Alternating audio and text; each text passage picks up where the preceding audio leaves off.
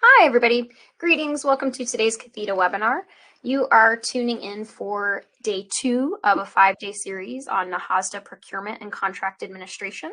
We're coming to you live on March 25th, 2025, and your instructor today will be Cheryl A. Cosley, who's the principal of Cheryl A. Cosley and Associates. My name is Brooke Warrington. I'm the Training and Development Specialist here at the Native Learning Center. We know that you could be anywhere this morning or afternoon, and we are so grateful that you chose to spend it here with us for today's webinar. If you could follow along, please, while I read the disclaimer aloud. This webinar provides a summary of fundamental concepts, requirements, and/or procedures within the allotted 90 minutes. The material discussed does not illustrate all possible scenarios that could be applicable. We also have our copyright infringement law printed here, so just a friendly reminder that the webinar materials are protected by copyright, trademark, trade secret, and other intellectual property laws. If you need to access any of the content from this week, whether that be yesterday's slides and recording, or as you go through the week needing to access the slides and the recordings, all of that can be found on the courses section here on the learning platform. And if you're able to tune in with us tomorrow for day 3 of the 5-day series, you'll just log in during the time that the webinar is occurring, and you'll see that green banner up at the top of the screen, just like you did today. And now that you're actually registered and on our website, you'll be able to join any of our webinars moving forward. Just click on the green banner, and as long as you're joining at the time of the webinar itself, you will see it. We do ask that you typically join with listen-only capabilities. It just helps us to cut down on any audio feedback issues. And if you do join and you realize that your audio is not coming out of the correct device that you would like it to, maybe not your headphones or not a certain speaker you have plugged in, then know that you can just click on that telephone icon that's at the bottom of your screen, and it'll bring up a list of your mic and speaker devices, and you can choose the right one. We do have many ways for you to interact during today's webinar. We do typically use the public chat mostly. If it's not expanded for you, you can just come over to that left menu panel and click on public chat. I have already posted a link to today's presentation slides as well as the recording from yesterday in the chat, but there are more helpful links inside the shared notes section. If you want to ask a question, you have a comment to make, especially if there's any tech support issues going on that I can try to help you navigate through, you'll just type what you want to say into that public chat box, and then you can hit enter, or you can click on the paper airplane button, and that will send it in. Cheryl typically takes questions near the end of the webinar, but if you want to send it in to just kind of make sure that it's in there for her to see later, you can go ahead and do that. And if you did join and you do have your mic on, you could come over here and just click on the microphone icon to mute yourself. All right, folks, we can go ahead and try out that public chat together. If you want to let us know what your name is, where you're tuning in from, your work or your role in Indian country that's led you to today's webinar, and then your tribal affiliation if you have one. And a final note while y'all are getting the chat box going, just know that if you click on this red menu panel that's all the way to the left-hand side of your screen, if you click on that, it is going to immediately pull you out of the webinar, and it's going to take you to whatever you've selected on the website. Not a problem. You'll just click on that green banner once again at the top of your screen, and it'll bring you back in. All right, folks, it is with great pleasure that I introduce your webinar instructor for today, Cheryl A. Cosley. And Cheryl, I am handing it off to you now. That sounds good. Thank you so much, Brooke. Okay, so welcome, as she said, to day 2. Again, brought to you courtesy of the Native Learning Center, the Office of Native American Programs. Welcome and good afternoon. We are getting recorded. My information is at the beginning and the end, should you ever need anything. And as she said, my name is Cheryl Cosley. My Anishinaabe name is Redbird Woman. I am Loon Clan. I come from Place of the Pike. You pronounce that Haudenosaunee. In my language, I have Bay Mills Indian community. We're located at the top of Michigan, and our waters actually border Canada. We're in the Upper Peninsula, and we're a Ojibwe or Chippewa. I served as my director or as director of housing for my tribe for over 28 years. During that time, I also served as chairperson for the Great Lakes Indian Housing Association, which is the 31 tribes bordering the Great Lakes area. And I also served with the National American Indian Housing Council. I started off as a secretary, went to vice chair, served a total of 16 years, the last 4 being the two-term chairwoman. I started Cheryl A. Cosley and Associates. I provide training and technical assistance throughout the lower 48 and Alaska in 2019. So I think I've been doing this for 35 years now, so I know quite a bit about housing, but there's always more to learn. I'd be a perfect example of that because I'm always still looking things up. So our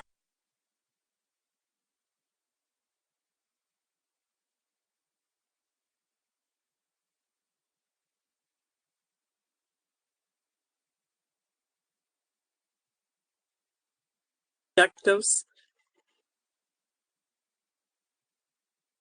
I'm gonna, Brooke, is that me going in and out? Sorry, that was on my end. You're good to go now. Okay, because I kept getting, you are now unmuted.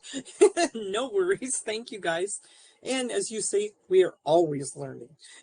So our objectives here are, as you as a NAHASDA recipient, to effectively and efficiently conduct housing procurement, comply with all the requirements imposed by HUD. You're going to learn about, how many there are when it comes to procurement in the next, over the course of the 5 days, and other funding sources if you decide to use those in conjunction with your funds.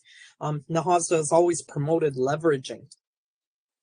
So after completing this training, hopefully you're going to have an understanding of TDHE management and operations in relation to procurement, an increased knowledge of the concepts and basics of procurement itself, and some improved capabilities and proficiency and job skills in the performance of procurement functions of whatever type of housing entity you come from. You could be called a housing authority, a TDHE, a housing department, or you could actually, even be a subsidiary.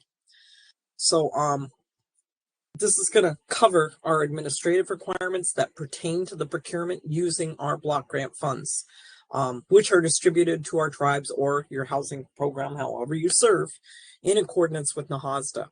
So we're going to learn how to conduct procurement effectively, hopefully, efficiently, and to comply with requirements imposed by HUD and our other funding sources. We're going to discuss the skills required to perform the responsibilities related to sound procurement management and the methods for complying with 2 CFR 200. We're going to provide various procurement documents. So they're over in your reference materials, and you'll see me refer to them throughout the 5 days to help your organization with your procurement compliance areas. So if you have questions, if you want to jot them down or put them over in the chat. When I teach, I actually blow it up full screen because I put so much material sometimes on my slides, so I can't see the chat box until the end of the class. So that's my bad, but you're going to have to hold out till then if you would. So we are into day 2. We're going to talk about standards of conduct today, conflict of interest, and the administration of those contracts, some of your specifications and your statements of work, your SOWs, independent cost estimates. Somebody's supposed to be doing those, determining what type of contract type you're going to utilize, and some of the methods of procurement. Tomorrow we'll get into micro purchasing, cash management, internal controls, small purchase methods, competitive sealed bid methods, solicitation of bids, our wage rates for our construction contracts, and the competitive proposal method. Thursday, we're going to hit non-competitive. Okay, HUD doesn't like that. Quotation evaluations, suspension and debarment. We're supposed to be checking for that. Our Indian preference requirements, procurement principles and standards, a price and cost analysis, and then the useful life and binding commitments, which we're going to refer to, as well as, the insurance requirements all the way through, because chances are the procurement department is responsible for this. Okay.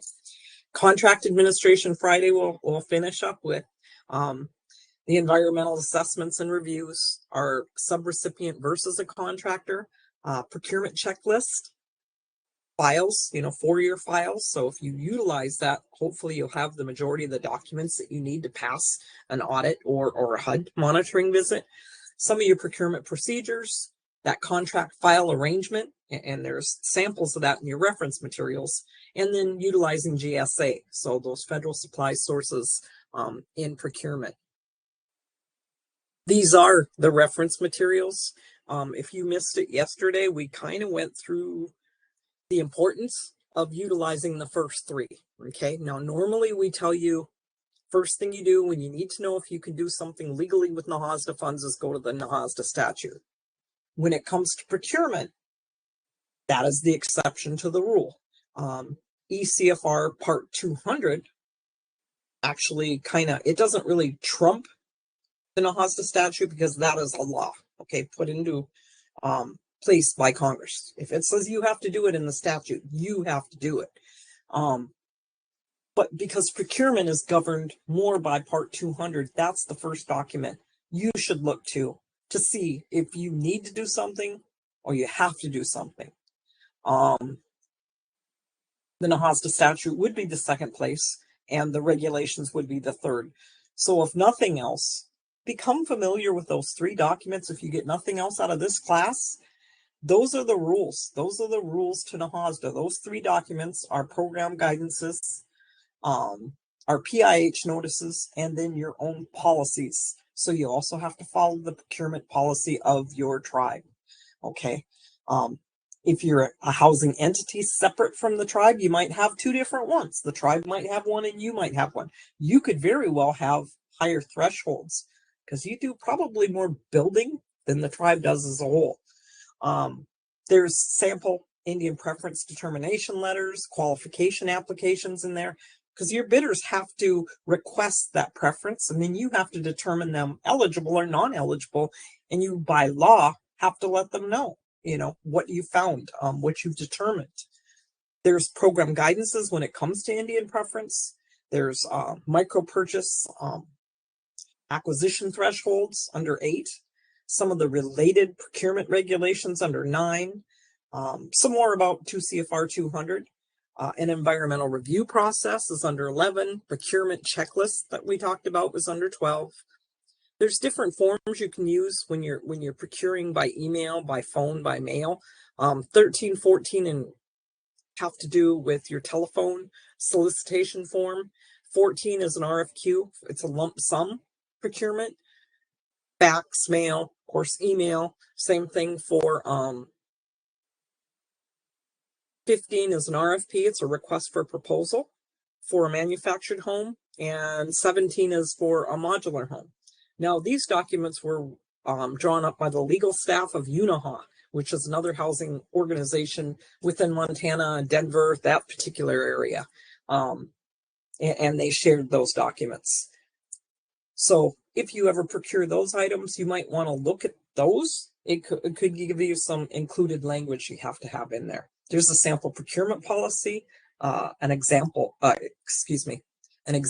ethics policy to make sure that your commissioners, your board of commissioners, your staff, anybody that has anything to do with actually procurement itself, and your contracting, because of their federal funds, they're looked upon a lot differently than if it was your tribe buying something using their general fund or, the average Joe on the street. Okay. We're in a different, because of the type of funding that we're spending, we're under a bigger magnifying glass. There's a procurement post-award flow chart in there, an owner contractor construction agreement, sample procurement contract file arrangement, those useful life that we're going to, talk about, and the total development cost for NAHASDA. When you build using NAHASDA funds, you have to build within the total development costs prescribed by the government. We're supposed to be building moderate housing, and it doesn't matter if your money comes from the tribe and the housing authority. If you've got $1 NAHASDA in there, it has to be considered moderate by these means. So make sure you don't get in trouble with those ones. There's a code of conduct monitoring list, a small purchase checklist, contracting planning procedures list, competitive sealed bidding checklist, federal supply sources, using GSA. There's a desk guide for the Davis-Bacon Act. Anything over $2,000, if your housing entity staff is not doing that, or the tribe, depending on what situation you're in, and that's over $2,000, you're supposed to utilize any contract Davis-Bacon wages. There's a Davis-Bacon Labor Standards Desk Guide, and a new came out late last year on environmental review. Some of the things and findings, it'll help you, because you have to be doing your environmentals before you spend any money. Okay, so that should help you with that. So the first thing we're going to talk about is your standards of conduct. Okay, as I alluded to, because of the awarding a contract by housing recipients involves the expenditure of federal funds. The employees, your contractors, everybody involved in touching those funds are held to a higher standard of conduct than those that work with a private contract. Okay, to maintain confidence that your housing recipient's procurement is fair, it's essential that those standards of conduct are maintained at all times. Employees and board members must carry out their duties impartially to assure fairness.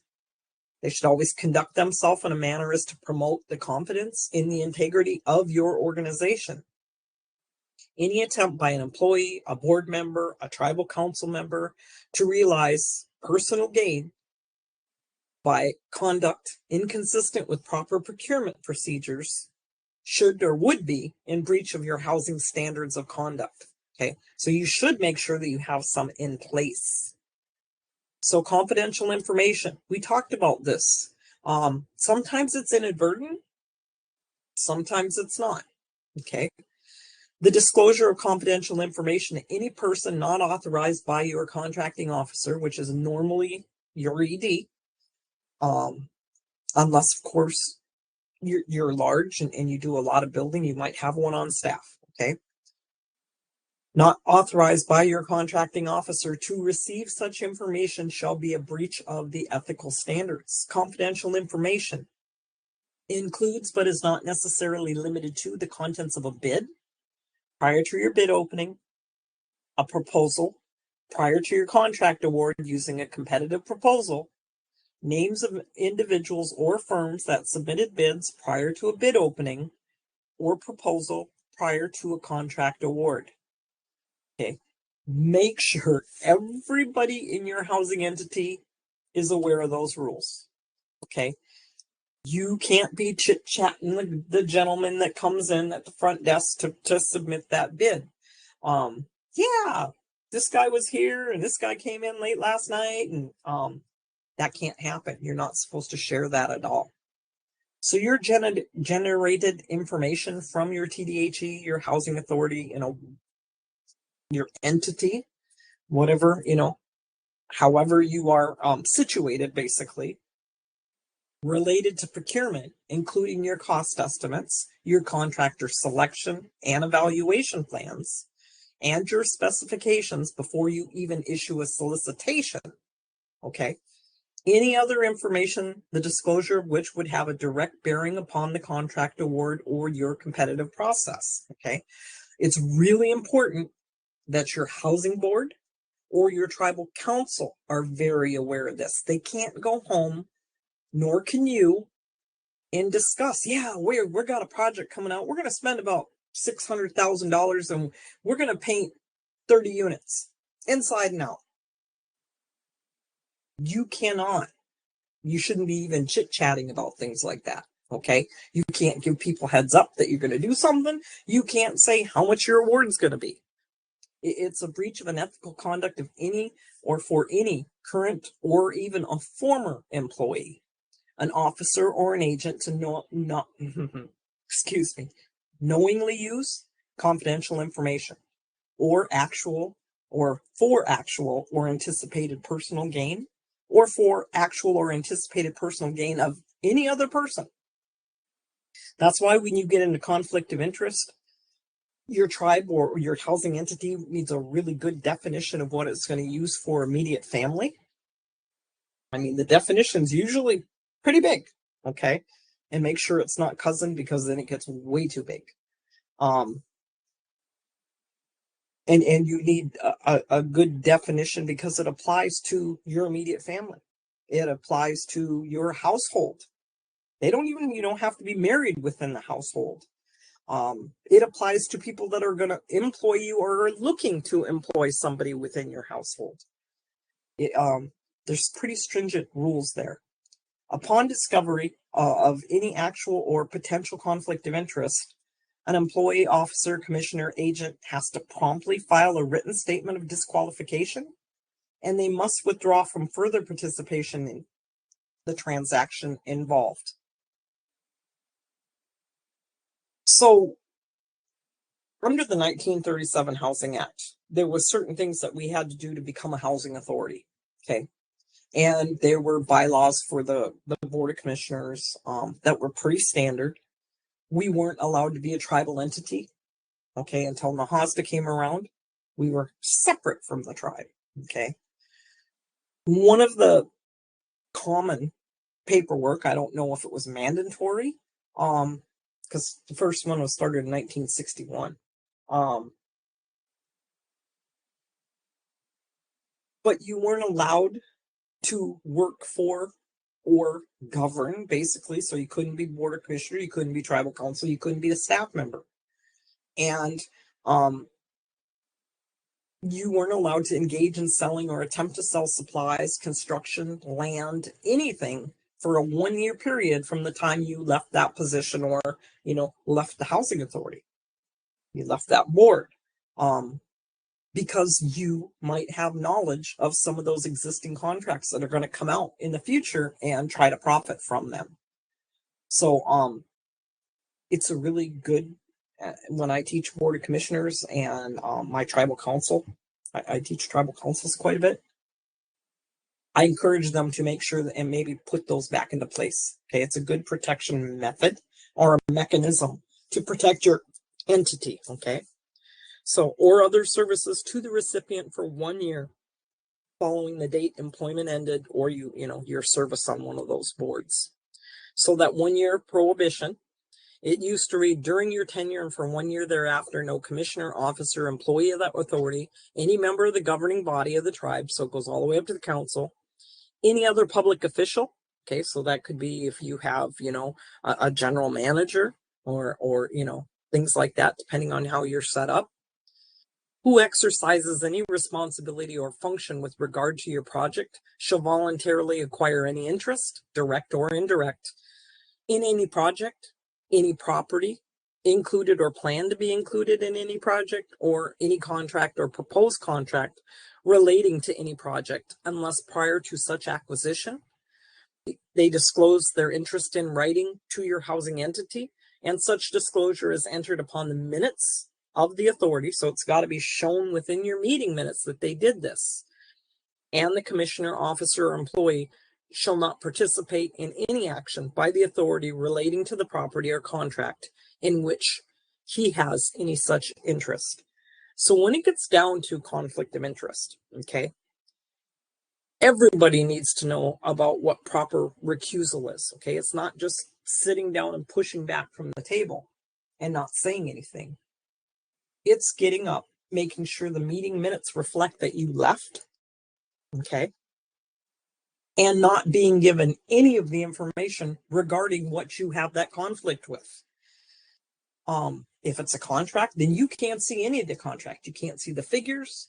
Everybody from that point of recusal has to know, and you're not allowed any of those documents.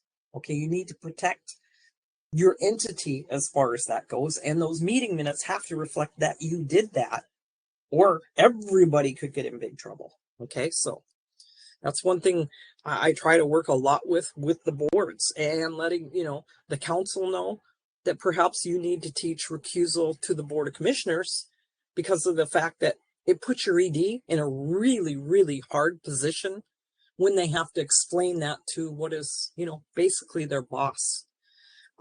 So I teach, like I said, tribal council quite often, and that's one thing that I always ask them to do.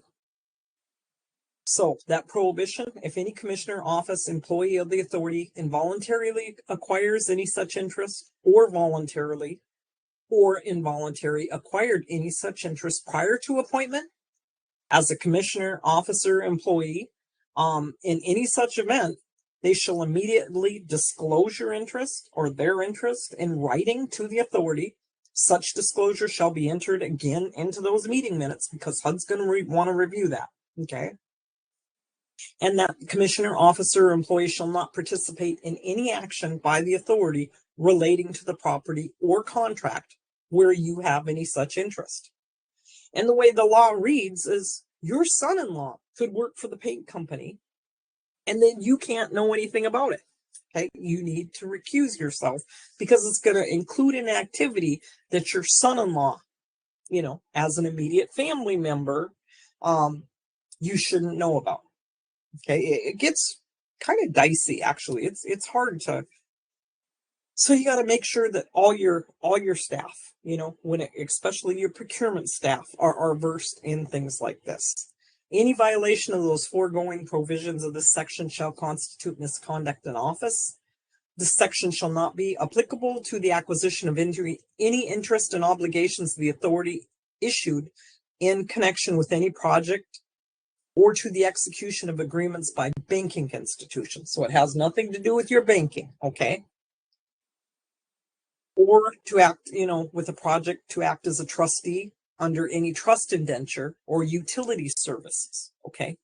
The rates are which are fixed or controlled by a governmental entity or agency or to membership on the board.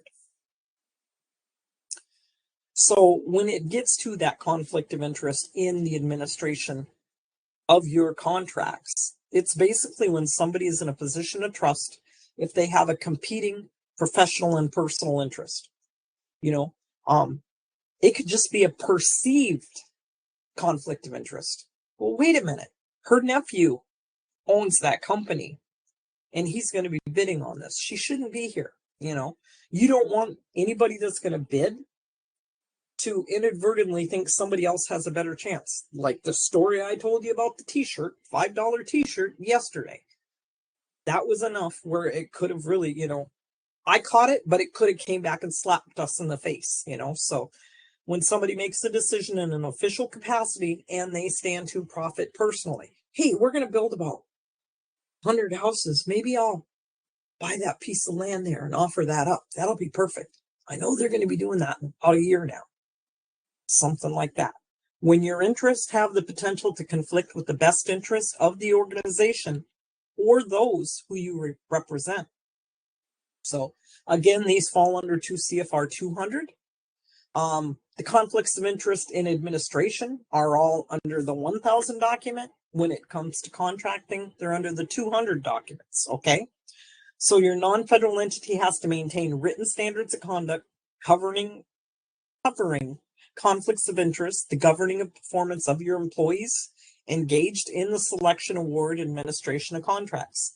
No employee, officer, or agent can participate in that selection, award, or administration of a contract supported by a federal award if he or she has a real or an apparent conflict of interest.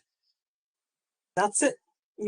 Even a parent, it's the, perceived conflict of interest that can get you in just as much trouble. So such a conflict of interest would arise when the employee, officer, agent, any member of his or her immediate family. That's why I said you guys got to make sure you know what your definition of immediate family is through your housing entity. Extends to his or her partner. They don't have to be married, okay? An organization which employs or is about to employ any of the parties indicated herein. So your brother, your sister-in-law, anyone that has a financial or other interest in or a tangible personal benefit from a firm considered for a contract. The officers, employees, and agents of your non-federal entity, and that's what they refer to us as, must neither solicit nor accept gratuities, favors, anything of monetary value from contractors or parties to subcontracts. You can't go to the bar and let them have, pick up your bill all night long. However, non-federal entities may set standards for situations in which that financial interest is not substantial, or the gift is an unsolicited item of nominal value. The standards of conduct, again, must provide for disciplinary actions to be applied for violations of such standards by officers, employees, agents of the non-federal entity. So again, this one was written so my staff could accept lunch at an NIHC or an Amaranth event. Oftentimes, somebody would buy dinner for everybody sitting at a table. They're not going to say, well, I'll buy this one, that one, and this one, and that one. They just usually buy it all. And I didn't want to put them in a position, nor I, because that would happen to me also. So this is, we asked our legal staff first, but that was to allow for that. An employee can accept food or refreshments of a nominal value. We're not talking a $300 dinner. On an infrequent occasion in the ordinary course of a breakfast, luncheon, or dinner meeting, or other meeting where the employee can properly be in attendance. So that was our conferences, okay? Or may accept, that unsolicited advertising materials, pens, calendars, other items of nominal value. Okay, so you sit in front of me, and right now I have a to-do list from the Northwest Indian Housing Authority. I'm a big to-do list person. Or I can go above my head, and I've got an NIHC ruler. I can go underneath the document here, and I've got an LC tablet, that's just, those are the type of gifts I'm talking. Full of writing, those are the kind of things that would allow the staff to do legally. So you might want to put something like that in there. This part is totally up to your governing body, what that amount is. I've seen 25, 50, 75, 100, 200. That's up to you guys. An employee shall not solicit or accept directly or indirectly any gift exceeding, whatever the value is.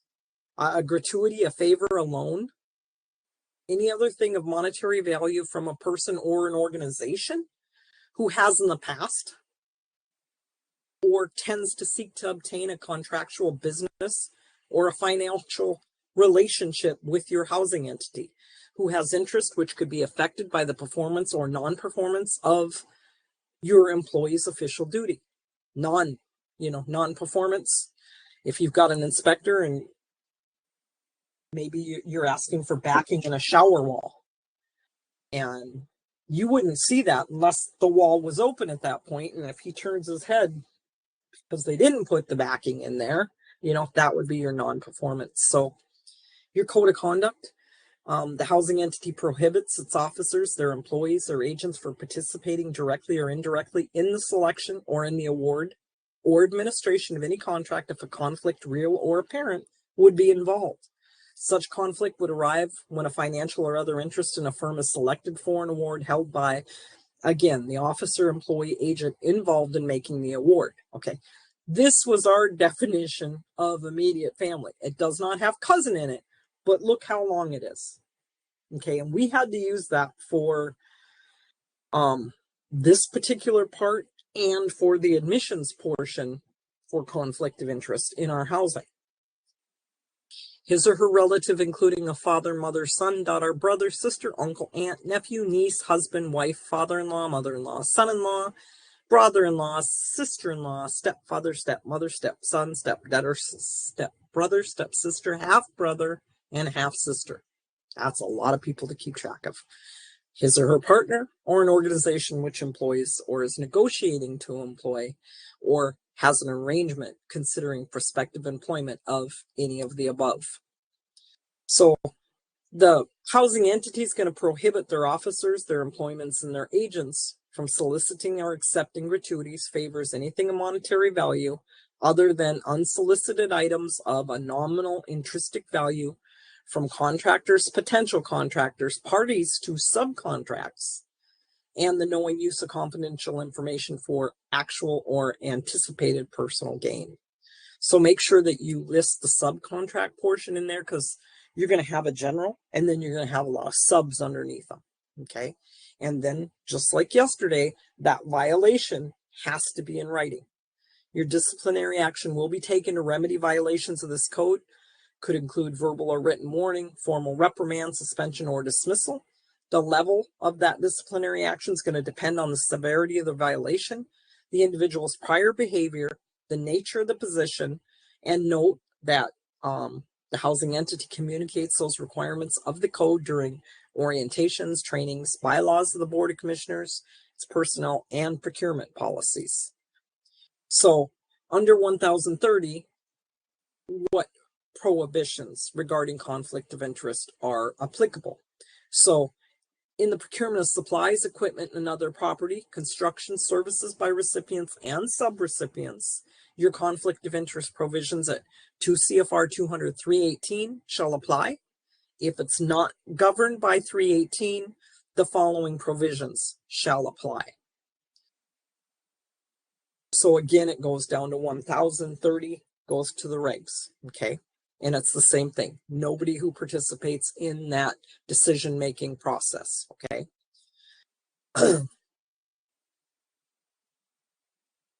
No financial gain, okay, except for the use of NAHASDA funds to pay salaries, other related admin costs. Such persons include anybody with an interest in any contract, subcontract agreement, proceeds thereunder, either for themselves or others, who they have a business or immediate family tie. Immediate family ties are determined by the tribe or TDHE in its operating policies. That's why I said you have to make sure you know what your definition, have a good definition of immediate family. So your code of conduct monitoring checklist. Do you have any indication there's any inappropriate action on the part of either the tribe or TDHE or your contractor from either an individual or organizational conflict of interest standpoint? If the answer is yes, the tribe or TDHE should determine the severity of the problem and take action accordingly. Do you have any indication that that SOW, the statement of work, might be restrictive? You can't write a statement of work so restrictive that only one person can qualify to bid on it. Okay, that's what that's getting to. If the answer is yes, your statement of work must be corrected, your RFP amended or canceled as appropriate. Have there been any protest or hints of improprieties from any outside sources? If the answer is yes, the validity must be determined and action taken accordingly. So these are some of the things they're gonna look for, okay? When it comes to your contracts. Has there been an appearance of a conflict of interest relating to proposed contractual actions? If the answer is yes, a thorough investigation should be conducted and any corrective action taken. Has cost and technical evaluation committee members evaluating proposals? Remember, I told you should have a couple of people that you turn to. You can actually pay them a stipend if you need to, if you don't have the staff with that level of experience. It's a good idea to have a sitting group to do things like this, okay? Have the cost and technical evaluation committee members evaluating proposals under a competitive negotiation procedure signed a statement confirming in fact that they or members of their immediate families have no interest in the companies being evaluated. So that's one of the steps you should take to prevent the conflict of interest, okay? Has brand name or equal been used excessively in similar solicitations that might be interpreted as leading to a conflict of interest situation? If the answer is yes, the work specification, if possible, should be expanded in order to achieve more competition. So when you go to plan for your procurement, your building, you should start way before you want to start. Okay, 2 to 3 months before your Indian housing plan is due, you should start identifying your upcoming needs. What kind of supplies am I going to need this year? What kind of services? What kind of contracts do I have to bid out? What kind of construction do we hope to do? You're going to have recurring needs, office supplies, snow plowing, depending on where you're at. Where I come from, snow shoveling of my apartment buildings, my office buildings, things like that, that there's no way that my maintenance crew can do in a heavy snowfall year. I think we're at 180 some inches right now. Not along with plowing the roads and keeping the houses ready and everything else that they have to do, punch list, and they just can't keep up with it in certain years. So we have to put out, an RFP.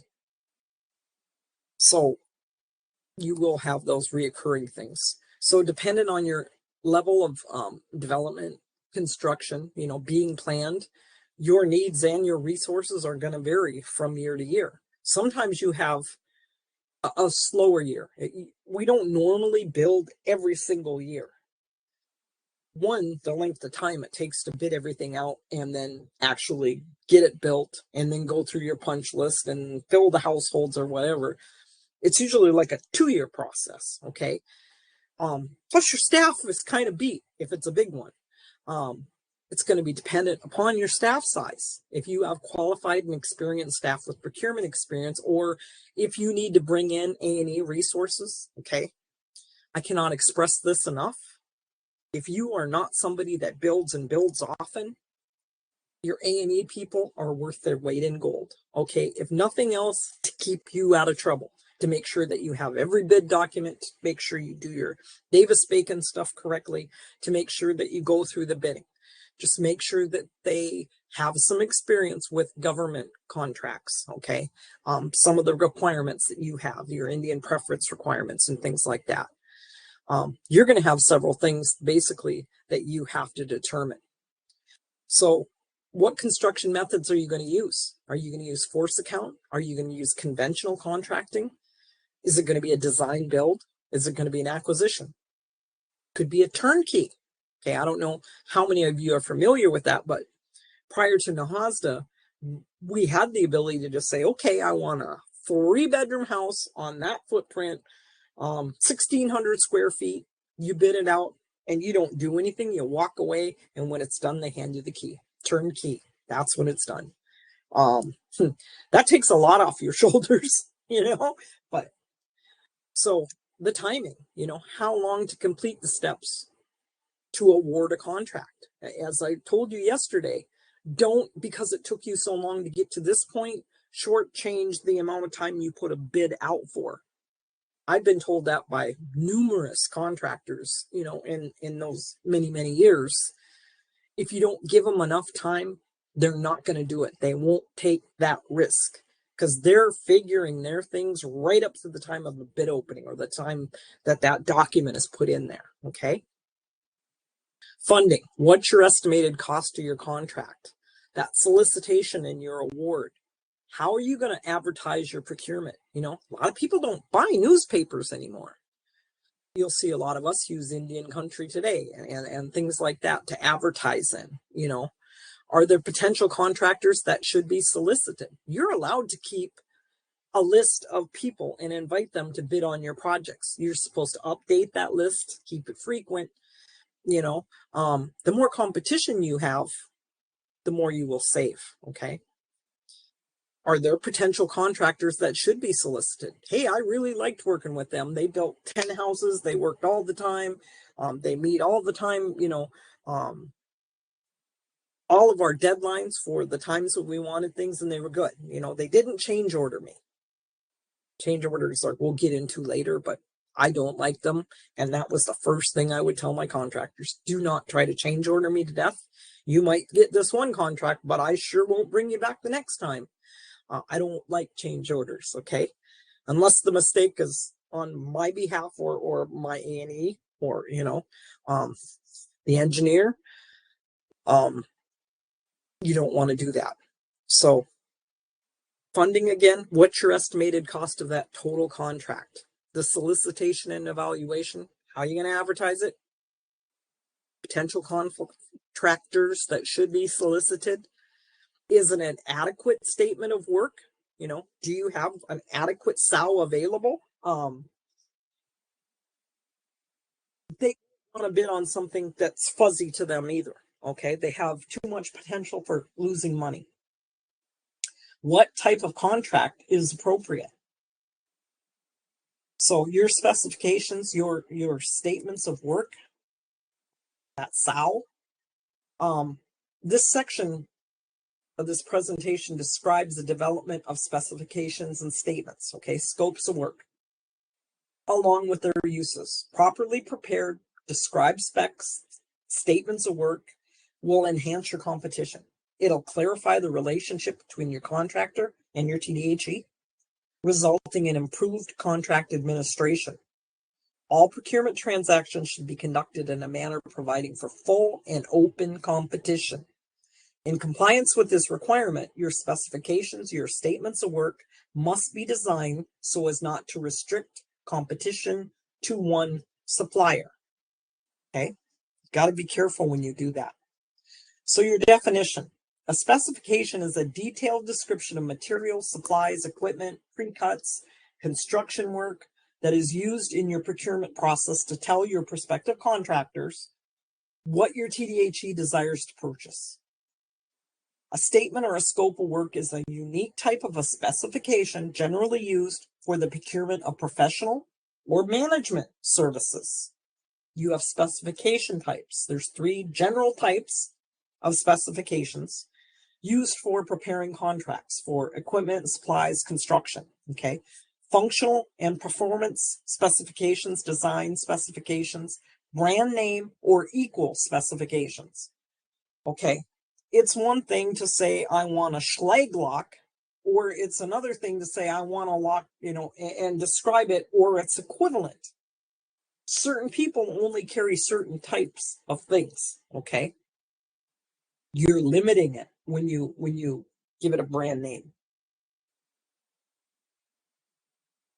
While those general types are described, it's rare to find specifications that fit completely into just one of those categories.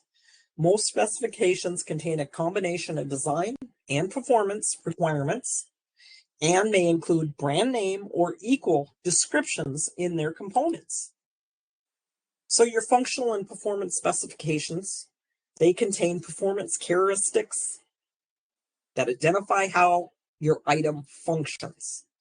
The detailed design or exact measurement shouldn't be stated. They're not stated.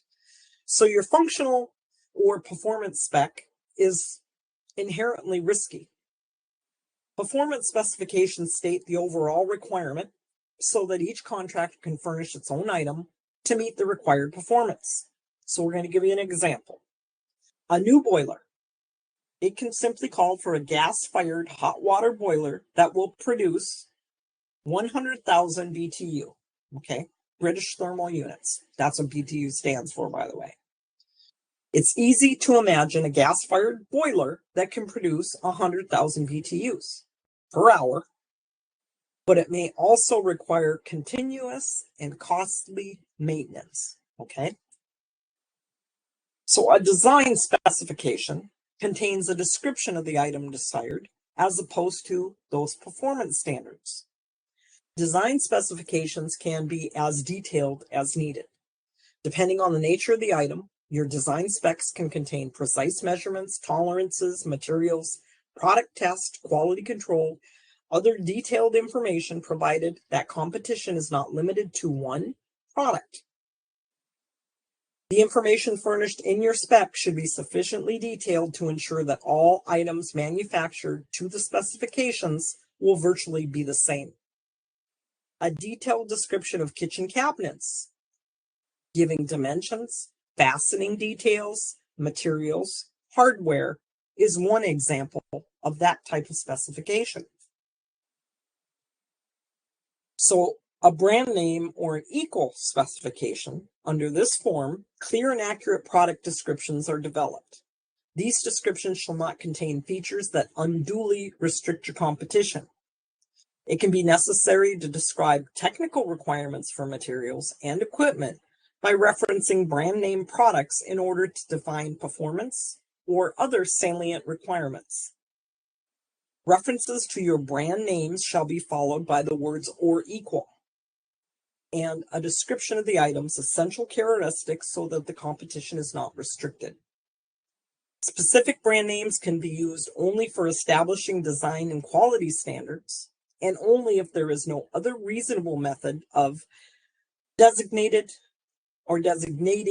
your required quality of that item that you actually desire. Okay. When brand names or catalog numbers are used, inform the offerers that such references establish only design and quality standard. In fact, any other product that clearly demonstrably meets your standards are also acceptable. And then this is one thing I wish I would have done right from the very beginning. Okay. This is one thing you should all strive to do, is try to standardize your inventory. But you might do that by just making sure all your door openings are big enough for a wheelchair. So all the doors we put in are going to be this size. All our window openings are going to be this size. Our locks, we want them to be able to be rekeyed. You don't want to spec something or get something, especially like in my neck of the woods, for a furnace part that I can only get from one person to replace. It goes in the middle of the night. You're talking about set up in my apartment building, for instance, could knock out, all the pipes for the apartment building, water leaks, everything, if you go without that heat, let alone freezing all the tenants. You have to be careful with that. So a lot of our TDHEs, for efficiency, try to standardize the inventory of equipment and parts. We have to comply with procurement standards that require full and open competition. With our procurement standards, that prohibit using specifications which would unduly restrict that competition. To standardize your inventory, specifications and descriptions that use brand names may only be used when accompanied by the term or equal. Your specific features of the product design, functional performance that are essential in order to be considered or equal shall be clearly stated. In addition to the brand name specified, any other product that meets that same technical requirement shall be given full and fair consideration. In all cases, your TDHE should give all offerers your opportunity to present reasons or data showing their product can meet your stated requirements. Descriptions, specifications shall not be written so as to specify a particular product or feature of a product particular to one manufacturer unless that feature or product is critical to that intended use. So you try to avoid manufacturer specifications. Your housing entity should avoid incorporating a particular manufacturer's spec into your project specifications. It could give the appearance of restricting that competition and suggest maybe the other manufacturer's products are at a disadvantage or may not be accepted. If your TDHE specifies a brand name cabinet, the essential key elements or features of the product should be stated. For example, if you're speccing a kitchen cabinet with key features of solid wood doors, plywood frames, any available brand and style of cabinet would meet that key criteria. Therefore, all of the brands should be acceptable. Contractor developed specs. Okay, so in order to ensure objective contractor performance, eliminate any unfair competitive advantage, contractors funded to develop or draft specifications, requirements, statements of work, invitation for bids, requests for proposals shall be excluded in competing in that procurement. Okay, that's the same thing if you have somebody help you write the specs for a grant writer. You can't let them answer your RFP for your grant writer. Okay, they have too much advanced knowledge. That's too much. Anybody that has any advanced knowledge of anything like this cannot be allowed to bid on it, okay? So the only exception to that rule is if prior to the solicitation, all respondents to solicitations are provided with materials and information that was made available to the contractor involved, if it matters, and it's found pertinent to the solicitation, okay? So your SOW, the adequacy, the detail of the SOW can affect the number of offerers who are willing and able to respond. If it's not specific enough, some might not respond either because of uncertainty about the risk involved or because they may not understand the relationship of the requirement to their own particular capability. The clarity and specific detail of the requirements presented in the SOW directly relate to the amount of the offerer and the quality of the proposals that will be submitted. Under competitive proposal method, your SOW establishes your conclusive baseline tasks, which are the foundation for your sound evaluation criteria. It plays a significant role in your proposal evaluation and your contractor selection. Your SOW will also become the standard for measuring your contractor's performance. When a question arises over an apparent increase in the scope of work to be performed, your SOW is the baseline document for resolving that question. Negotiation of cost and schedule modifications could be impaired, if not rendered impossible, if your SOW is not definitive in those areas. Alternatively, some solicitations can include the actual contract, which is summarized or referenced in the state of work or in that statement of work. So a statement or a scope of work, that SOW is normally used for contract for services such as accounting, payroll services, energy audits, consultants, legal, A&E services, as well as non-professional services such as maintenance and groundskeeping. The purpose and the function of the SOW, the primary purpose is to provide for a basis for mutual understanding between your TDHE's contracting officer and the offerer and subsequent contractor of your TDHE requirements. This is what I expect. This is what I want.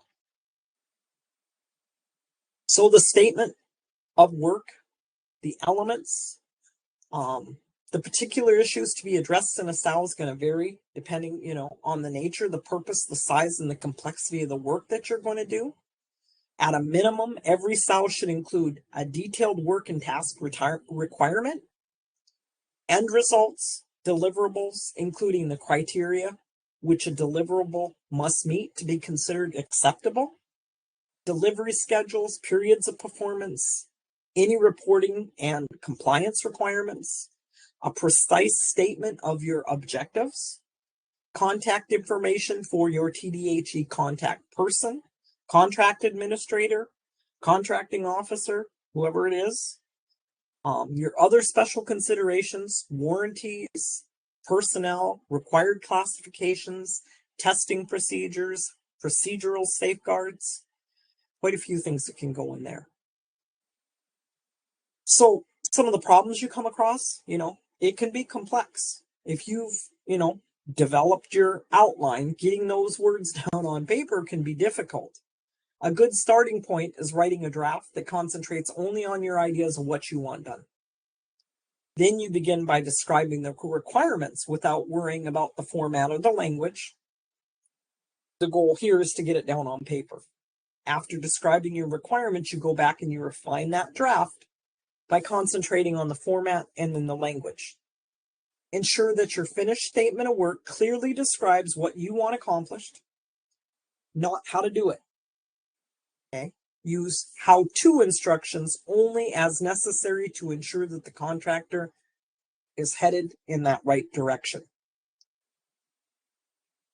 So your ICE, okay? An ICE and a SOW are two different things. This is an independent cost estimate. So you can read about those in the book of 200 at 324, okay?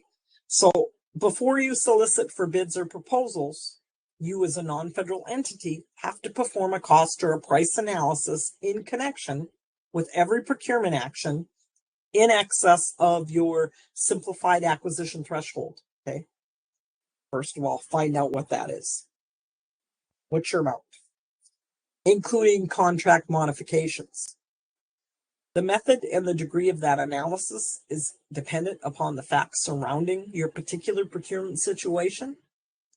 But as a starting point, you must make an independent estimate before you receive bids or proposals. It's considered to be confidential information with need to know access. Okay? Not everybody on your staff can know things.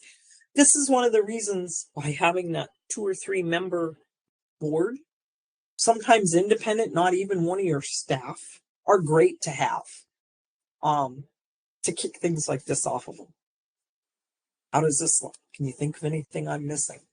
And then you save all your old ones. I always, filed them, but keep a whole drawer full of them so you can go back and reflect upon those also. What was successful? What wasn't? Write notes on them. Put stickies on the front. Okay, next time I got to put this in there. So your ICE is your estimate of the cost of goods or services to be acquired under a contract or a modification. It serves as your yardstick for evaluating the reasonableness of your contractor's proposed cost and price.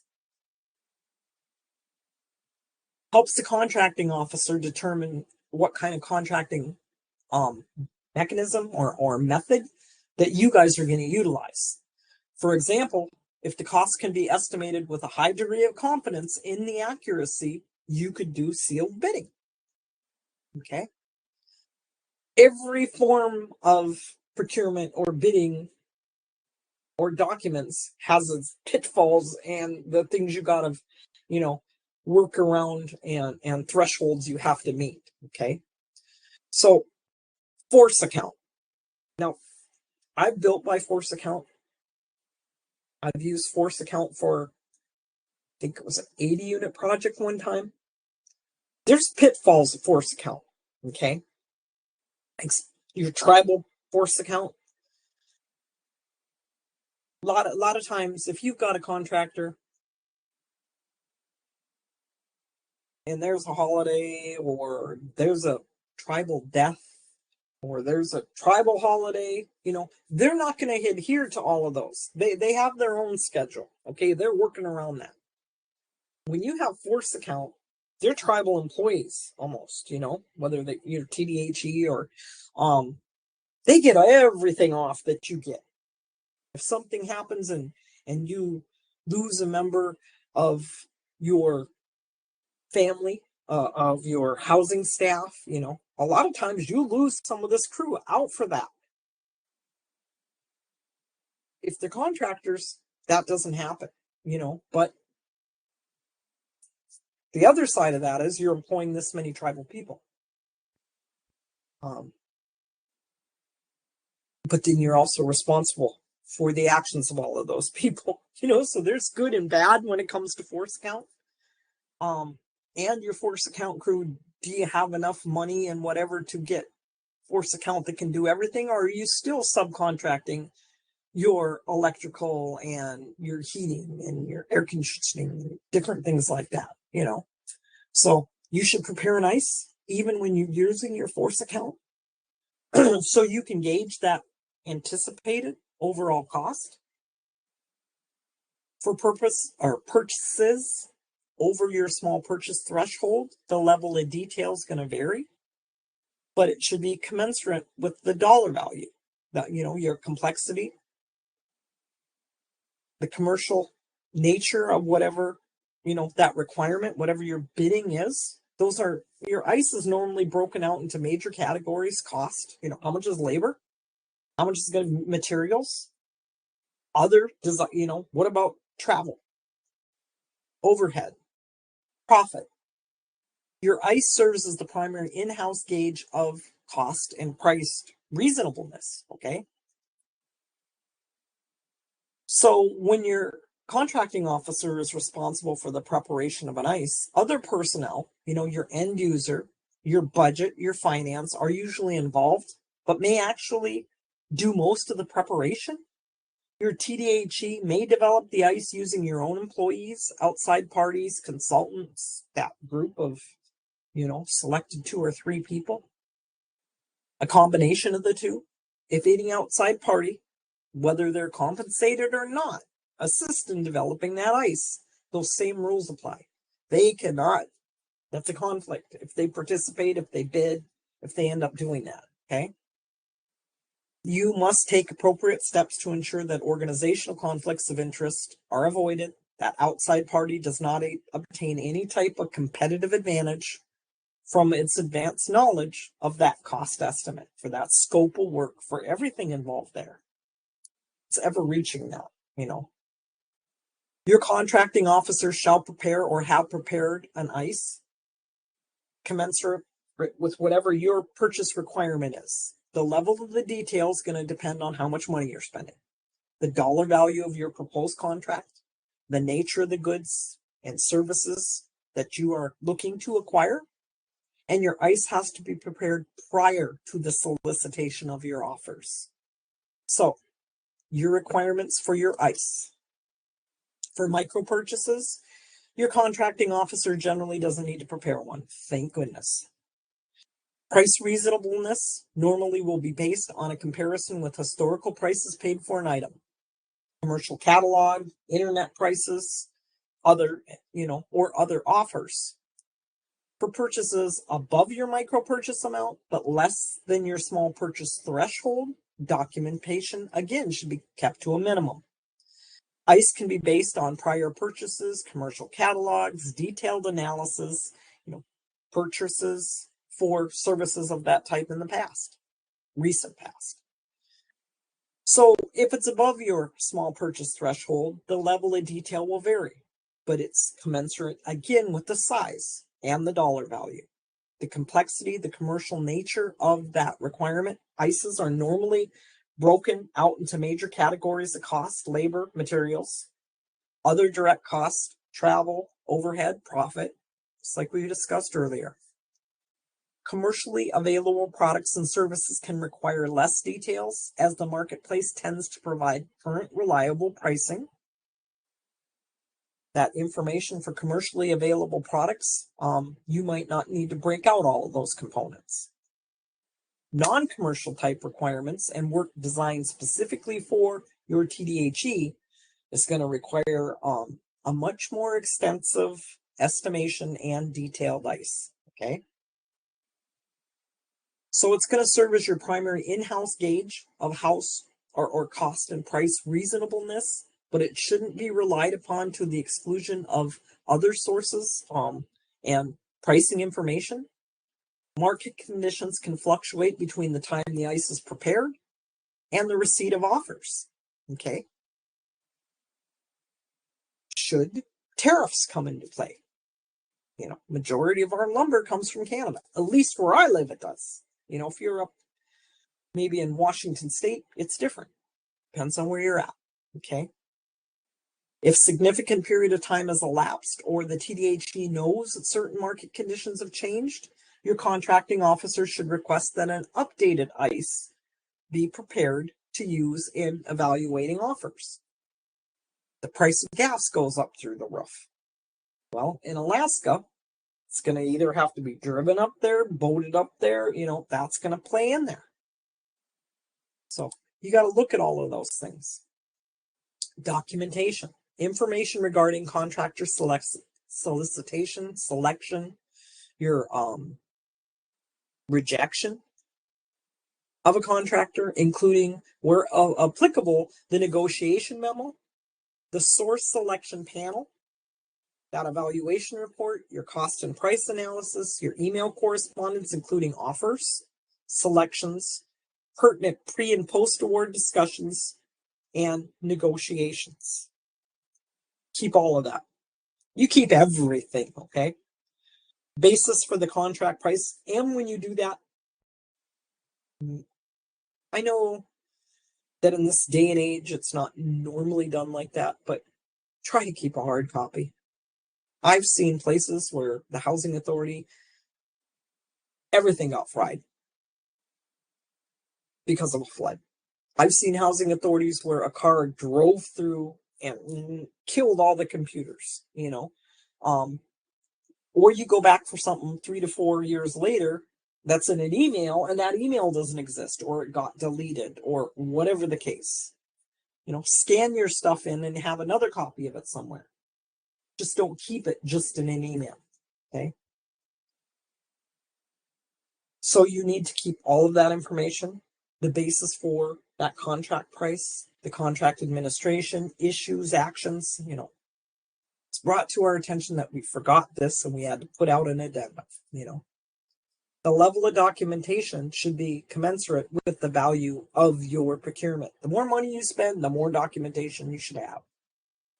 So that cost estimate, an independent cost or price analysis in connection with every procurement action in excess of your SAT, your simplified acquisition threshold, 250,000, unless you're one of the tribes that have adjusted it, including purchases of standard or reoccurring items, must be completed before you receive the bids or the proposals. Your cost estimate serves as the basis for budgeting and checking both the adequacy of the statement of work and the credibility of the bids proposed by your prospective contractors. Prior to your contract award, your estimate can be used to assess the feasibility of proceeding with that procurement. You could write a cost estimate where it says it's going to cost $5 million to pull this off, and you only have $4 million. That's a do not proceed, do not pass go, we better rethink this, or shrink the amount of units we want to build, or whatever the reasoning is behind there, okay? The estimate can be used to assess that feasibility of proceeding with your procurement. Once the contract has been awarded, your cost estimate can be used to help monitor your expenditures. The method and the degree of the analysis is dependent upon the facts surrounding your particular procurement situation. In most cases, outside information sources are needed in the preparation of a cost estimate. Be aware that information provided from your contractor or your subcontractor or some of your suppliers could actually provide them with an unfair competitive advantage. You can read about that at 200-319. So you're putting together a SOW and you need to know how much drywall is going for, how much this is going for. You don't call the lumber company that you know is going to be bidding. You find that information somewhere else. You got to be careful there. Your total estimate, this amount should be an accurate estimate of the maximum cost of your requested procurement. When it's a requirement for services, the cost estimate should be a realistic estimate or assessment of what it will cost a contractor to complete the work that you've asked for, that work that's required, given reasonable economy and efficiency, okay? When the requirement is for supplies or equipment, your estimate should represent what the competitive price should be based on a review of a price history or documentation for the same or similar items. Whenever feasible, your cost estimate should be accompanied by a breakdown of your cost elements. This information is important because it provides basis for your contracting steps as determining what type of contract that you're going to utilize, evaluating bids, cost proposals, conducting negotiations with your offerers. Your cost breakdown should generally include an estimate for each task or phase, including what the direct cost is: personnel, equipment, supplies, travel; indirect cost, overhead, general, administrative expenses, and then you have profit and fees. So you have to have the following information to accurately estimate those costs. That database, that cost database, the specialist who prepares construction cost estimates needs to use an up-to-date cost database in preparing accurate and reliable cost estimates. You can't be using 2021 pricing, okay? Details of the estimate. Every estimate may not call for a detailed line item, but every estimator must know how to prepare a detailed estimate. Okay. A detailed estimate contains a list of every work item with prices for labor, material, equipment necessary to complete that proposed work. And, what are the skills and the knowledge of your estimator? Construction cost estimators must have a good knowledge of construction systems in order to develop accurate, reliable estimates. So your prices that you have paid previously. Simplest way of reaching a detailed estimate is by comparing that proposed contract with the actual cost of a previous contract for similar work. It should then be possible to compare the work statements, adjust for differences, and develop a new detailed estimate in relationship to the old one. Your tribe or TDHE must not request cost information from your potential contractors when you're developing that cost estimate. Any organization that is asked to supply such information will know procurement is planned and will have, to that extent, a competitive advantage. HUD Form 92326 is included in your reference material documents for project cost estimates. So step 1 is to divide the work logically into task phases of work. 2 is estimate the total number of labor hours by level of expertise, senior or junior technicians needed for each task or phase. Step 3, estimate your other direct cost items, computer time, things like that. Estimate under 4, travel, per diem, identifying destinations, number of person involved, anticipated number of trips. 5, estimate indirect cost rates, overhead, fringe benefits, and then the profit or the fee for step 6. That's how you go about doing that. So your contract type. So this is where I live. This is the water directly behind our reservation. We have 1,000-footers that go up and down through there. So it's quite active right now. The icebreaker just went through 2 days ago. So we've got a bunch of crumpled up ice out there. So determining your contract type. The contract type determines the contract pricing arrangements. There's 2 types of contracts most frequently used: fixed priced and cost reimbursement. Under a fixed priced contract, your price of the supplies, services being procured is established at the outset, of that contract. It's not subject to any adjustment based on the contractor's actual cost during the contract performance, unless such adjustment is authorized within that contract. Your contractor has to perform the contract requirements for the price he agreed to, regardless of actual cost incurred. Could have tripled in price. Any cost incurred over and above that price are the contractor's sole responsibility. It's the contractor who assumes the risk of successful performance and cost control. Fixed price contracts are often used when specifications are clearly defined. The contractor is required to deliver a product that conforms to the specs or to the completion of the specific task before payment is made. Fixed price contracts are usually awarded using your sealed bidding contract method. Cost reimbursement contracts are used when the statement of work cannot be described or its cost estimated within any reasonable degree of certainty. Under a cost reimbursement contract payment's going to be made to the contractor for all reasonable, allocable, allowable cost incurred in performance to the extent allowed in the contract. Your contractor is going to be reimbursed for its best efforts up to the cost limitations set forth in the contract in meeting the contract's performance objectives and delivery dates. This type of contract places maximum responsibility on your contracting officer to monitor the performance, ensure that the contractor stays within budget and time constraints.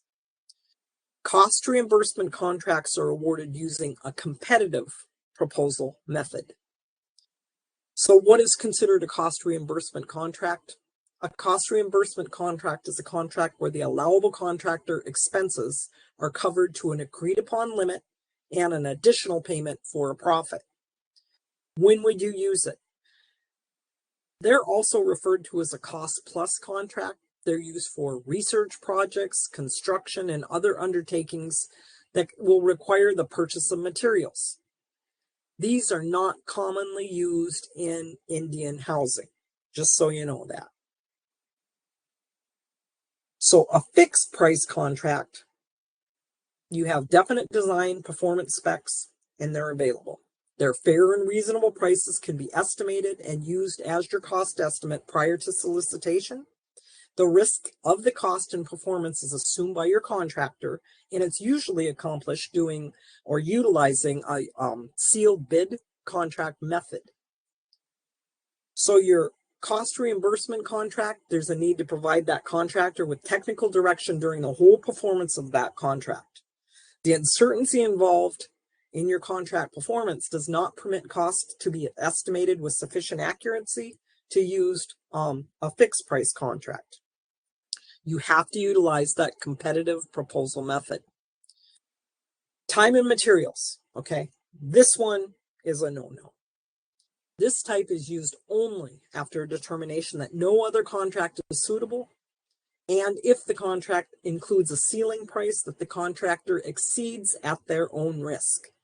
Time and material contracts mean direct labor hours at a fixed hourly rate that reflect wages, general and administrative expenses, and profit. The contractor's actual materials at cost. A time and materials contract provides no positive profit incentive to your contractor for cost control or labor efficiency. As a result, you as a non-federal entity have to assert a higher degree of oversight in order to ensure that your contractor is using efficient methods and effective cost control. Any type of contract that allows for a contractor to be paid a profit based on a percentage of its cost is prohibited.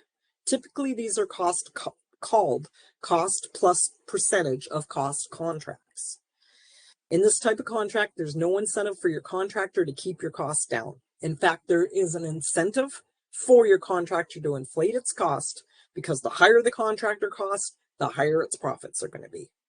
Okay, we're not allowed to do that. So developing your request for contract, you should develop a contract request form to initiate each procurement action. Contents of your request should be the subject, the title of your requested goods and services, whether the request is competitive or non-competitive, whether the request is for a new requirement or a modification to an existing contract, an indication by your finance or accounting officer that you have funds available, the maximum dollar amount of that proposed contract or modification, the estimated quality of goods and services that you're going to request, the name, the office, the telephone number of the assigned contracting officer or your representative, and whether the procurement is included on your annual procurement plan. You should develop a contract request form to initiate each procurement action. Contents would be a detailed statement of work specification, proposed duration of the proposed contract or modification, recommended contract type, we're going to use fixed price, cost reimbursement, etc., factors for the award, the evaluation criteria and evaluation plan, justification for not providing Indian preference when appropriate, suggested sources if known, special instructions if any, and a required management concurrence and approval. Okay? So we're going to get in and start with now the methods of procurement. We utilize micro purchasing, small purchasing, sealed bid purchasing, competitive proposals, and non-competitive. Showed you the claw yesterday. Micro purchasing, $10,000, no quotations, equitable distribution. Distribute to everyone. Small purchasing, up to $250,000, rate quotations, no cost or price analysis needed. Sealed bidding, $250,000 or up. Construction projects, price is a major factor. $250,000 fixed price, cost reimbursement, RFP with your evaluation methods, and then sole sourcing, and they do not like this. It's got to be unique or a public emergency. It's got to be authorized by HUD, and nobody willing to compete, and HUD does not like doing that. Okay, so you have thresholds the point or level at which something begins or changes. You know, is my threshold 250,000 or above, or is it below? You have to watch the allowed one by the government and then the one within your own procurement policy, and you have to follow them both. Okay, don't exceed either one of them. Your basic steps for all procurement and those methods: establish your parameters, your quality, your price, your scope of work. Do a cost or a price analysis, determine your reasonable price. Solicit bids, proposals, or price quotes. Receive bids, proposals, and price quotes. Evaluate proposals and price quotes, and then award it. Enter into a contract or a purchasing agreement, depending on what it is. The documentation for that procurement: the description of the item or service needed, if the price is reasonable or budgeted, you know, if it meets your constraints, the method of procurement to be used, Indian preference, make sure you check to see if your vendor is not debarred or suspended. Keep proof of that. Keep a screenshot in that file. A purchase order or a contract. Remember, you can only do business with responsive and responsible contractors. That's my hurry up and go. So it was updated in 2021, the micro purchasing thresholds. It's in your reference materials. We're responsible for determining and documenting an appropriate micro purchase threshold based on internal controls, evaluation of risk, documented procurement procedures. Your micro purchase threshold used by the federal entity has to be authorized, not prohibited by state, local, or tribal law or regulation. Okay.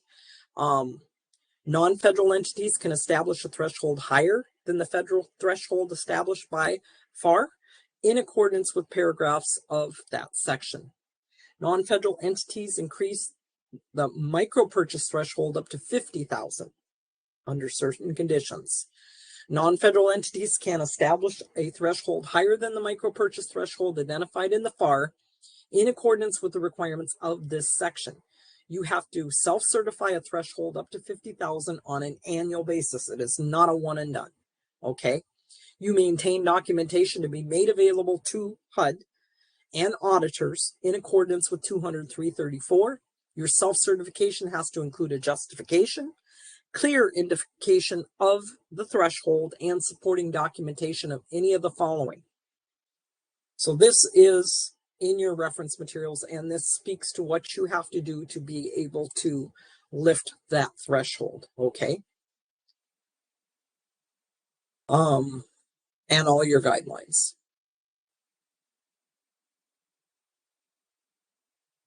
You can, plans provided on Code Talk and attached to, you know, so there's financial and fiscal management monitoring plans as Appendix A in there, internal controls monitoring as Appendix B, cash management monitoring as Appendix C.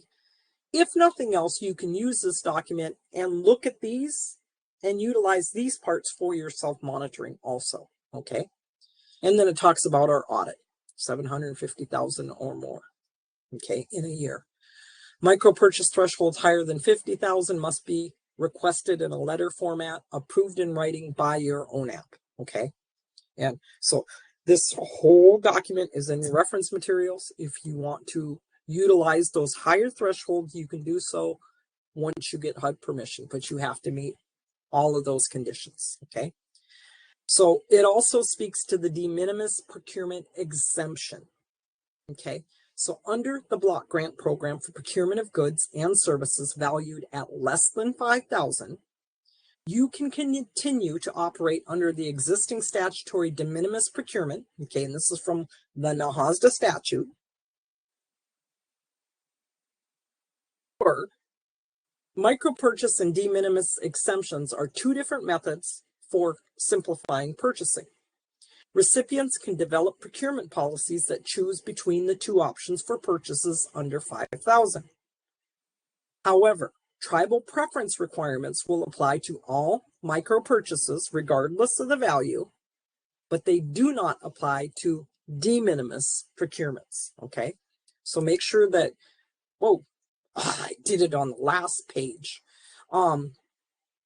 Make sure that your procurement policy actually addresses that. So your simplified acquisition threshold is 250,000. You see, no, so using the wheel does not work because of the fact that I have no bar. Both of those are gone. My pointy things. I got all the way to the last one, I think. So make sure you contact your EWONAP office with questions regarding that. I can't move my things. Do I have any more slides, my girl? Brooke? Give me 1 second. Taking a look now. Yes, there are, got about like 7 more. Okay. If you want to exit real quick and then come back in, I can make you presenter again. The slide size hasn't changed on our end.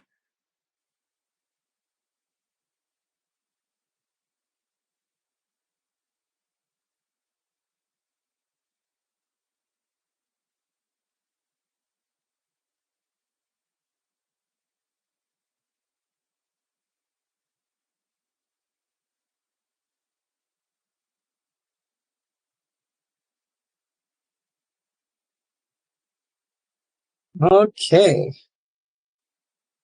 So I'm back. Can you hear me? Yeah, we can hear you. Okay. I'm sorry, guys. I made it almost to the end before doing that. So your simplified acquisition threshold is 250,000.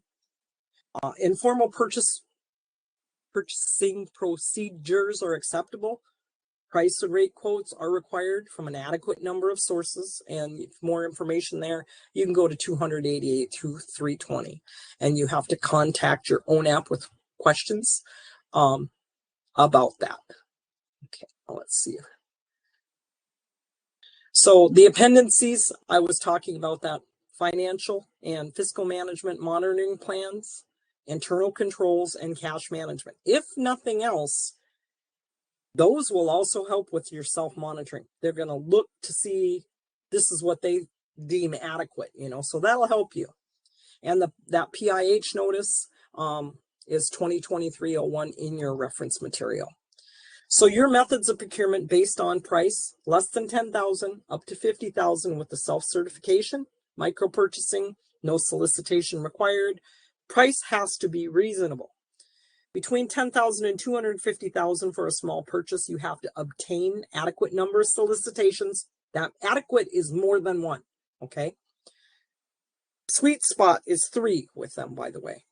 More than 250,000 sealed bids preferred for construction, competitive proposals used when sealed bids are not appropriate. Your contract planning procedures list. Do you have grant funds available to fund your proposed contract? Has a market survey been conducted and documented to determine if you have contractors available to satisfy that requirement? Have in-house delegations been made for grantees and their contractual responsibilities for who's going to administer the project, who's going to be technical on there? Has your procurement method been determined? Small purchase, competitive, sealed bidding, negotiation, sole source contracting. Has your SOW been developed? Are your design specifications for a competitive and sealed bid or a statement of work for a negotiated contract? If the contract is to be competitively negotiated, have evaluation criteria been developed? If the contract is to be negotiated on a sole source base, which it shouldn't be, has a sole source justification been prepared? Okay. God, I almost had you on time. So thank you for everything. If you guys have questions, put them there for me and I'll see if I can answer them. If not, I'll get you an answer, and stay tuned for Brooke because she still needs you. You do have a bunch of questions in the chat, Cheryl. I don't know if you can see them since you exited and came back in. Okay, I'm going to copy and paste them back in. Okay. Okay. Okay, so Eleanor Yellow Robe. If a board member owns a food truck that provides services, lunches and dinners, can they provide lunches for meetings and events provided by your organization or whose organization? If it's yours, you should also be sharing those purchases among other people unless you're in a location where they're the only ones. And I have seen that happen in some places. Okay. I would definitely ask your HUD office if they have a problem with that. Okay, because it's a board member. When it's a board member, you have to be really, really careful. If an employee is going to organize and provide a training event in the course of their employment, can the same employee who does a small business that puts on events under a separate name also use their business name and organization that they are employed by as partners in putting on the event? Eleanor, I think you need to ask your HUD officials, because they're the ones that are going to come down and do your monitoring. Okay, I could tell you what I think, but what they are going to do could be totally different. Whatever answer they give you, get it in writing. Say, I need that for my file. Would you mind putting it in writing? And as I said, make a printed copy also. Okay. You have to be really, really careful about conflict of interest and the expenditure of funds. And you're doing both. Okay. Will you be going over hearing requirements? No, I am not. Reg, I'm sorry, I don't have that built in. What's enough time for an RFP? Industry standards. Sarah, 14 days used to be a sweet spot, but the more money something is, the longer period of time that you can give them. Okay.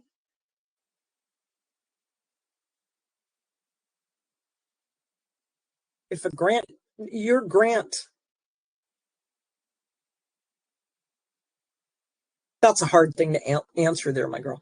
If the grant to build, say, 20 homes, or they awarded a set amount, wouldn't that be the cost estimate limit? No, it wouldn't, because more things go into that than just that amount. Okay, because there was times where I was awarded 20 units and was able to build 22.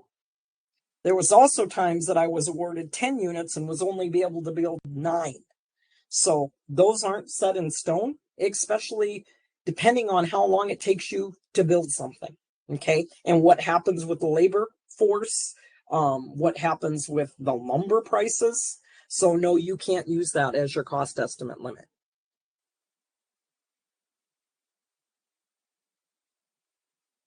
Did I miss any of those? No, you got through all of them. If you guys have Okay. any other questions, feel free to send them into the chat. She's addressing them now. But Trying in the meantime, to. sorry. When it comes to conflict of interest, it's a lot better to get somebody involved from your HUD office. The higher up you go, the better off you are within the HUD staff. Okay. They normally have a lot more experience. For instance, in the Eastern Woodlands, the gentleman that is now the administrator and the administrator before him both ran a housing authority for 10, 15 years. So they have a lot of experience in that. And you can just call them and say, I was just wondering about this, and they take those calls. Okay. And they're really good about that. Now, if you have a brand new grants person or something like that, sometimes they don't have that experience. So your executive director will also be a good, unless they're brand new, they'll know who's sitting in those positions and who to reach out to. Okay. But always involve your HUD people are there to help you. But always get it in writing, because they might not be there. They could tell you, yes, you can do something. You go out and do it. You don't have proof that they did that. And then they go and work somewhere else, so you got to be careful there.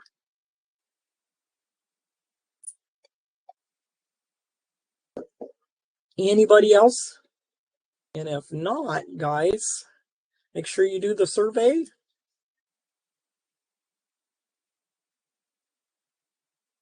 Yeah, folks, if you don't mind, I did put the webinar feedback survey link into the chat. It's right there at the bottom. Just takes about 2 to 3 minutes to complete. It's completely anonymous, so you don't have to worry about anything there. You can be candid, but it helps us at the Native Learning Center know what we're doing that's working for you, know how we can improve upon for the future, and we do share the feedback with our instructors as well. So it helps everybody all the way around so that we can keep putting on these webinars for you. The next one is going to be tomorrow. That'll be day 3. This is a 5-day series. So it's going to be same time, same place. If you only just registered for the system today, that means that you're good to go for the rest of the week. You'll just log in and you'll click on that green banner. As far as webinar times goes, it's going to start at 2 p.m. Eastern, 1 p.m. Central, 12 p.m. Mountain, 11 a.m. Pacific, and 10 a.m. Alaska. But we'll be doing 3 more. So day 3 is tomorrow, day 4 is on Thursday, and then we'll close out with day 5 on Friday. But always same time, and you'll just log into the system like you did today and click on that green banner. You'll be able to access this as well as our other recorded webinars. They are on our YouTube channel. There's a playlist called the CAFETA Webinars Archive. You can access our recordings there as well as here on the platform. And we hope you can come out, check out our upcoming training events. We post about them to our various social media. We're on Facebook, Instagram, LinkedIn, Twitter. If you're a podcast listener, we have an in-house produced one, the Hope of Thinking Native American podcast. You can listen to that wherever you listen to your podcasts. And if you like to watch the video interviews with our special guests, we can catch those on our YouTube channel as well. All right, folks, that's all we have for you today. Again, we hope you join us for day 3 of 5 tomorrow, same time, same place. I'm going to go ahead and cut the recording, but I'm going to keep the meeting room open so that you guys